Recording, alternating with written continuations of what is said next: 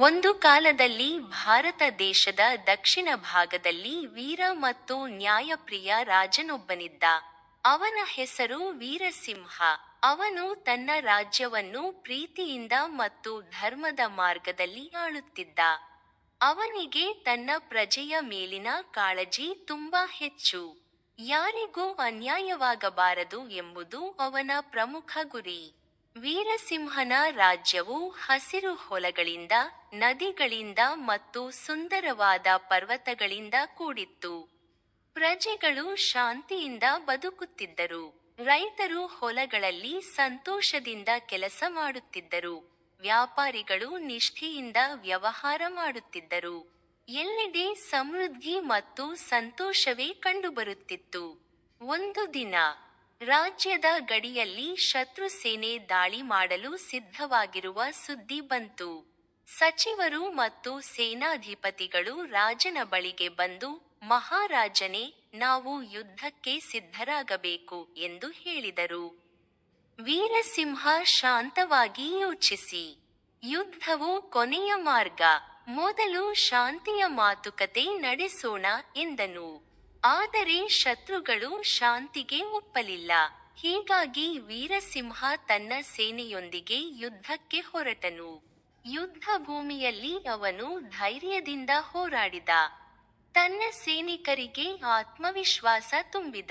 ನಮ್ಮ ಧರ್ಮ ಮತ್ತು ನಮ್ಮ ಜನರಿಗಾಗಿ ನಾವು ಹೋರಾಡುತ್ತೇವೆ ಎಂದು ಪ್ರೇರೇಪಿಸಿದನು. ಯುದ್ಧ ಹಲವು ದಿನಗಳವರೆಗೆ ನಡೆಯಿತು. ಕೊನೆಗೆ ವೀರಸಿಂಹನ ಬುದ್ಧಿವಂತಿಕೆ ಮತ್ತು ಧೈರ್ಯದಿಂದ ಶತ್ರು ಸೇನೆ ಸೋತಿತು. ರಾಜ್ಯವು ಮತ್ತೆ ಶಾಂತಿಯನ್ನು ಕಂಡಿತು. ಪ್ರಜೆಗಳು ಸಂತೋಷದಿಂದ ರಾಜನನ್ನು ಕೊಂಡಾಡಿದರು. ಆದರೆ ವೀರಸಿಂಹನು ಗೆಲುವಿನಿಂದ ಗರ್ವಪಡಲಿಲ್ಲ. ಈ ಗೆಲುವು ನನ್ನದೇ ಅಲ್ಲ, ನಮ್ಮ ಎಲ್ಲರದ್ದು ಎಂದು ಹೇಳಿದರು. ಯುದ್ಧದಿಂದ ಹಾನಿಗೊಳಗಾದ ಗ್ರಾಮಗಳನ್ನು ಪುನರ್ನಿರ್ಮಿಸಲು ಆದೇಶ ನೀಡಿದನು. ಗಾಯಗೊಂಡ ಸೈನಿಕರಿಗೆ ಚಿಕಿತ್ಸೆ ಒದಗಿಸಿದನು. ಒಮ್ಮೆ ರಾಜನು ವೇಷ ಬದಲಿಸಿಕೊಂಡು ತನ್ನ ರಾಜ್ಯವನ್ನು ಸಂಚರಿಸುತ್ತಿದ್ದನು. ಆಗ ಅವನು ಒಂದು ಬಡ ಕುಟುಂಬದ ಸಂಕಷ್ಟವನ್ನು ಗಮನಿಸಿದನು. ತಕ್ಷಣವೇ ಅವರಿಗೆ ಸಹಾಯ ಮಾಡಿಸಿ ಅವರ ಜೀವನವನ್ನು ಸುಧಾರಿಸಿದನು.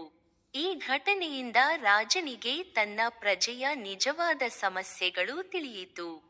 ವೀರಸಿಂಹನ ಆಳ್ವಿಕೆಯಲ್ಲಿ ರಾಜ್ಯವು ಹೆಚ್ಚು ಅಭಿವೃದ್ಧಿಯಾಯಿತು. ಶಾಲೆಗಳು, ದೇವಸ್ಥಾನಗಳು ಮತ್ತು ಜಲಾಶಯಗಳು ನಿರ್ಮಾಣಗೊಂಡವು. ಜನರಿಗೆ ಶಿಕ್ಷಣ ಮತ್ತು ಸುಖ ಸೌಲಭ್ಯಗಳು ಹೆಚ್ಚಾದವು. ವೀರಸಿಂಹನು ಕೇವಲ ಒಬ್ಬ ಯೋಧನಲ್ಲ, ಒಬ್ಬ ದಯಾಳು ಮತ್ತು ಜ್ಞಾನಿಯೂ ಆಗಿದ್ದನು.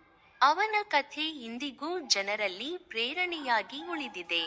ನ್ಯಾಯ, ಧೈರ್ಯ ಮತ್ತು ಕರುಣೆ ಹೊಂದಿದ ರಾಜನೇ ನಿಜವಾದ ಮಹಾನ್ ರಾಜ ಎಂಬ ಪಾಠವನ್ನು ಅವನ ಜೀವನ ನಮಗೆ ಕಲಿಸುತ್ತದೆ. ಒಂದು ಕಾಲದಲ್ಲಿ ಭಾರತ ದೇಶದ ದಕ್ಷಿಣ ಭಾಗದಲ್ಲಿ ವೀರ ಮತ್ತು ನ್ಯಾಯಪ್ರಿಯ ರಾಜನೊಬ್ಬನಿದ್ದ. ಅವನ ಹೆಸರು ವೀರಸಿಂಹ. ಅವನು ತನ್ನ ರಾಜ್ಯವನ್ನು